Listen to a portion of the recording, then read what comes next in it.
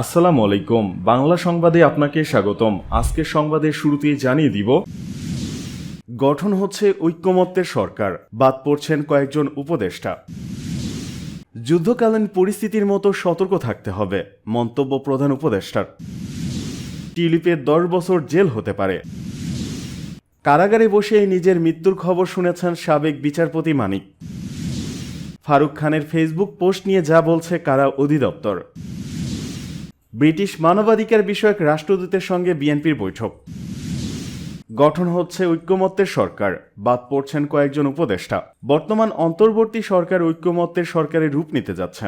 সরকার থেকে বাদ পড়ছেন কয়েকজন উপদেষ্টা।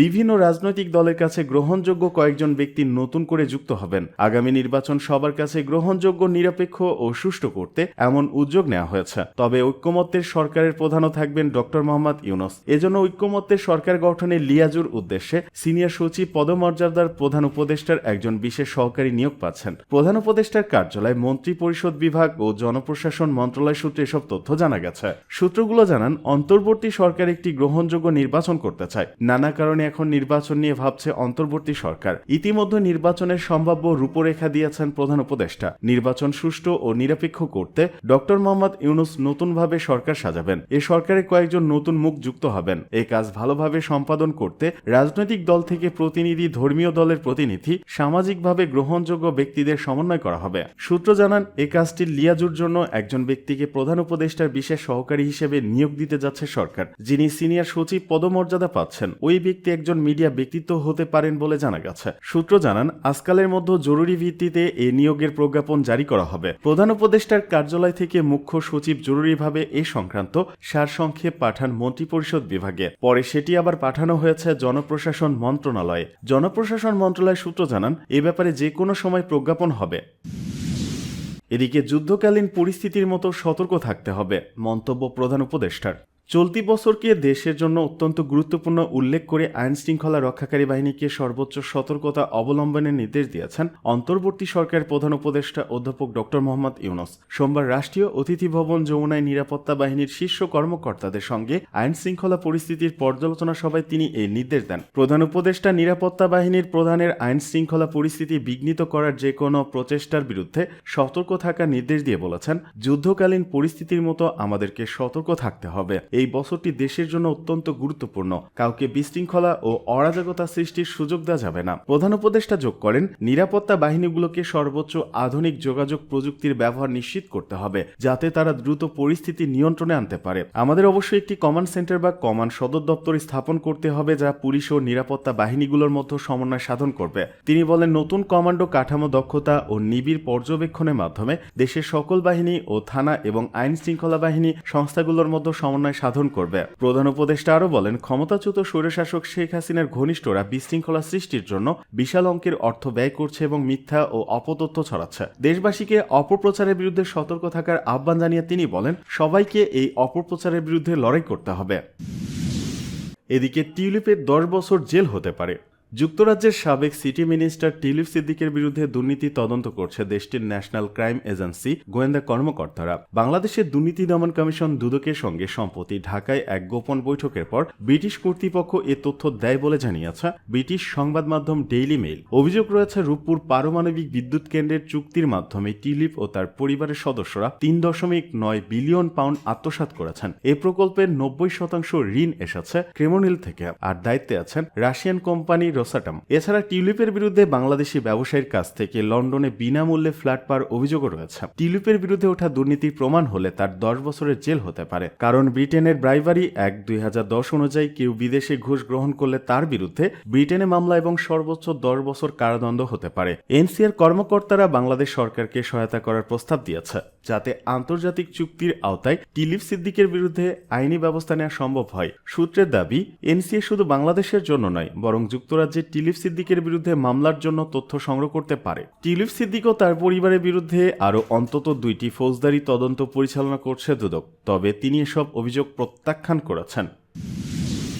কারাগারে বসে নিজের মৃত্যুর খবর শুনেছেন সাবেক বিচারপতি মানিক। সাবেক বিচারপতি এইচ শামসুদ্দিন চৌধুরী মানিক জানিয়েছেন, কারাগারে থাকাকালীন তিনি নিজের মৃত্যুর খবর শুনেছেন। সোমবার ঢাকার চিফ মেট্রোপলিটন ম্যাজিস্ট্রেট আদালতে রিমান্ড শুনানির সময় তিনি কথা বলেন। সকাল 9:15টায় তাকে আদালতে হাজির করা হয় এবং পরে মেট্রোপলিটন ম্যাজিস্ট্রেট GM ফারহান ইস্তিয়াকের আদালতে তোলা হয়। শুনানি শেষে বাড্ডা থানার অটোরিকশা চালক হাফিজুল শিকদার হত্যা মামলায় তার 2 দিনের রিমান্ড মঞ্জুর করা হয়। শুনানির সময় বিচারপতি মানিক আদালতের কাঠগড়ায় দাঁড়িয়েছিলেন। মামলার নম্বর ধরে ডাক দেওয়ার পর আদালতে উপস্থিতরা বিস্ময় প্রকাশ করে বলেন, তিনি কি বেঁচে আছেন? তখন বিচারপতি মানিক পিছন ফিরে উকি দেন। এ সময় এক আইনজীবী রসিকতা করে বলেন, উনি তো কলা পাতায় শুয়েছিলেন। এরপর আদালতে হাস্যরসের সৃষ্টি হয়। তবে কিছুক্ষণের মধ্যেই রিমান্ড শুনানি শুরু হয়। রিমান্ড শুনানি শেষে সকাল 10:15 দিকে তাকে আদালত থেকে বের করে CMM আদালতের হাজতখানায় নেওয়া হচ্ছিল। এ সময় সাংবাদিকরা তাকে প্রশ্ন করেন, তিনি নিজের মৃত্যুর খবর শুনেছেন কিনা। উত্তরে তিনি বলেন, হ্যাঁ শুনেছি। এরপর পুলিশ প্রহরায় তাকে হাজতখানায় নিয়ে যাওয়া হয়। নথি অনুযায়ী গত 20 জুলাই রাজধানী বাড্ডা এলাকায় বৈষম্য বিরোধী ছাত্র আন্দোলনে অংশ নেন অটোরিকশা চালক হাফিজুল শিকদার। সেদিন বিকেল 3টার দিকে আসামিদের ছোড়া গুলিতে তিনি ঘটনাস্থলে নিহত হন। এই ঘটনায় তার পরিবার 21 আগস্ট বাড্ডা থানায় একটি হত্যা মামলা দায়ের করে। এদিকে ফারুক খানের ফেসবুক পোস্ট নিয়ে যা বলছে কারা অধিদপ্তর।